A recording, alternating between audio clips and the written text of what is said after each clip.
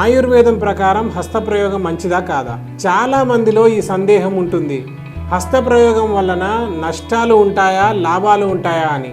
అయితే ఆయుర్వేదం ప్రకారం హస్తప్రయోగం కారణంగా ఈ 3 దోషాల సమస్యలను ఎదుర్కోవాల్సి ఉంటుంది. నెంబర్ 1, వాత దోషం. హస్తప్రయోగం వాత పిత్త కఫ దోషాలపై ప్రభావం చూపిస్తుంది. ఎక్కువగా హస్తప్రయోగం కారణంగా వాత దోషం పెరిగి నీరసం, బలహీనత వంటివి ఎదుర్కోవాల్సి వస్తుంది. నెంబర్ 2, పిత్త దోషం. హస్తప్రయోగం కారణంగా ఇరిటబిలిటీ, ఇన్ఫ్లమేషన్ వంటి సమస్యల్ని కూడా ఎదుర్కోవాల్సి ఉంటుంది. నెంబర్ 3, కఫ దోషం. హస్తప్రయోగం అతిగా చేయడం వలన బద్ధకం లేదా బాగా నిద్ర రావడం వంటివి జరుగుతాయి. మరిన్ని అమూల్యమైన చిట్కాల కోసం మా పేజీని ఫాలో అవ్వడం మర్చిపోకండి. ఏదైనా సందేహాలు ఉంటే కింద కామెంట్ చేయండి.